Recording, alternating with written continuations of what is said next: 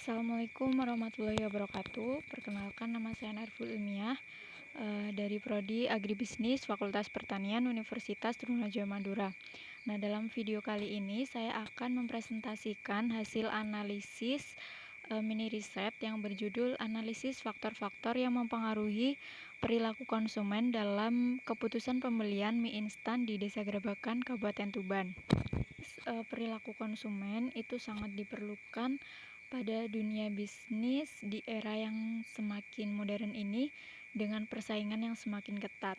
Oleh karena itu, saya akan melakukan analisis dalam keputusan pembelian mie instan ini. Untuk metode penelitiannya, penulis melakukan secara daring dengan membuat kuesioner secara online dengan menggunakan Google Form dengan jumlah responden sejumlah 30 yang berdomisili di Desa Gerebakan, Kabupaten Tuban.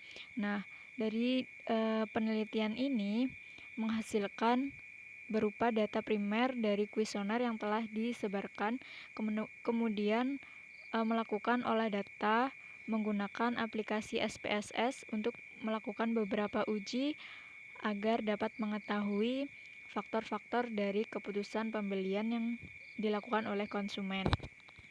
Langsung saja pada hasil dan pembahasan, gambaran umum karakteristik responden. Nah, hasil penelitian diperoleh dari responden dengan melakukan penyebaran kuesioner secara online menggunakan Google Formulir. Dengan karakteristik seorang yang pernah melakukan pembelian mie instan dengan merek apapun. Nah, dari hasil kuesioner ini dapat disimpulkan bahwa responden berkisaran umur 20 tahun ke atas. Nah, uji yang pertama yaitu melakukan uji normalitas. Nah, dari uji normalitas dilihat dari nilai SIG-nya. Untuk dasar pengambilan keputusan uji normalitas yaitu dikatakan berdistribusi normal apabila nilai SIG lebih dari 0,05. Nah, sedangkan pada data yang saya peroleh, nilai SIG kurang dari 0,05 sehingga data dikatakan berdistribusi tidak normal. Namun penelitian ini dapat dilanjutkan karena uji normalitas bukan merupakan syarat yang mutlak untuk menganalisis faktor. Nah, kemudian kita akan melakukan analisis faktor. Yang pertama, kita akan melihat dari tabel KMO and Bertel test. Nah, ini digunakan untuk mengetahui kelayakan suatu variabel.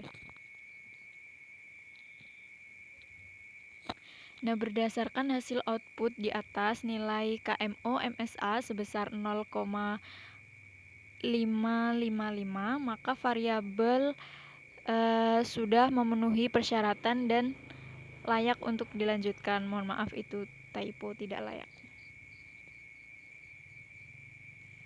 Selanjutnya untuk anti-image matrix. Nah, uji anti-image matrix ini merupakan analisis yang digunakan untuk mengetahui dan menentukan variabel mana saja yang layak dipakai dalam analisis faktor. Nah, pada output di atas, pada data yang bertuliskan A, yaitu kualitas, harga, kemasan, dan promosi, itu ada tulisan A kecil di atasnya. Apabila nilainya lebih dari 0,50, maka variabel dinyatakan layak. Nah, berdasarkan tabel anti-image correlation, nilainya lebih dari 0,50, maka variabel tersebut dikatakan layak untuk dilanjutkan. Dan selanjutnya ada tabel komunalitis. Nah, dari tabel komunalitis ini merupakan tabel yang menunjukkan nilai variabel yang diteliti apakah mampu untuk menjelaskan faktor atau tidak. Nah, variabel ini dianggap mampu menjelaskan faktor apabila nilai extraction-nya lebih dari 0,50. Nah, berdasarkan output di atas diketahui nilai extraction kelima variabel memiliki nilai lebih dari 0,50, maka dapat disimpulkan bahwa semua variabel dapat dipakai untuk menjelaskan faktor.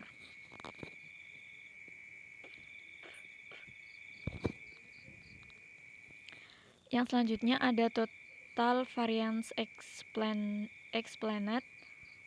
Nah, pada tabel ini akan mengetahui ada berapa faktor yang terbentuk berdasarkan tabel initial eigenvalues. Nah, memiliki syarat yaitu harus lebih dari 1, nilainya harus lebih dari 1. Nah, dari output di atas terdapat dua faktor yang terbentuk, yaitu komponen 1 dan 2 yang memiliki nilai lebih besar daripada 1. Berdasarkan tabel tersebut, nilai komponen 1 sebesar 1,7 maka lebih besar dari 1 dan menjadi faktor 1 dan mampu menjelaskan sebesar 35,548% variasi. Sedangkan nilai pada komponen 2 sebesar 1,5 atau lebih dari 1 maka menjadi faktor 2 yang mampu menjelaskan 30,161 variasi. Yang kelima ada grafik scriplot. Nah, grafik ini juga dapat menunjukkan jumlah faktor yang terbentuk, yaitu dengan melihat nilai titik komponen yang memiliki nilai yang lebih dari 1. Nah, dapat dilihat bahwa komponen yang memiliki nilai lebih 1 adalah komponen 1 dan komponen 2. Kemudian yang keenam ada komponen matriks. Nah, pada tabel komponen matriks ini dapat menunjukkan nilai korelasi antar masing-masing variabel dengan faktor yang terbentuk pada output. Di atas diketahui pada variabel kualitas berkorelasi pada faktor 1 sebesar 0,405 dan korelasi pada faktor 2 sebesar 0,711 dan begitupun pada variabel yang lainnya. Kemudian untuk rotan komponen matriks itu sudah saya tandai yang merah. Untuk variabel kualitas itu termasuk pada komponen 2, variabel harga termasuk pada komponen 1, variabel kemasan termasuk pada komponen 1, variabel promosi termasuk pada komponen 2, dan variabel brand termasuk pada komponen 1. Dan yang output yang ke-8 adalah komponen transformation matrix. Nah, berdasarkan output di atas menunjukkan bahwa komponen 1 dan komponen 2 memiliki nilai lebih dari 0,50, maka kedua faktor dapat dikatakan layak untuk merangkum kelima variabel di atas. Nah, untuk kesimpulannya, berdasarkan analisis yang dilakukan, dapat ditarik kesimpulan bahwa terdapat dua faktor yang terbentuk dari kelima variabel tersebut. Faktor 1 mampu menjelaskan sebesar 35,548% variasi, sedangkan komponen 2 sebesar dapat menjelaskan sebesar 30,161 variasi. Nah, untuk variabel kualitas termasuk pada faktor 2, variabel harga termasuk pada faktor 1, variabel kemasan termasuk pada faktor 1, dan variabel promosi termasuk pada faktor 2. Sedangkan variabel brand termasuk pada faktor 1.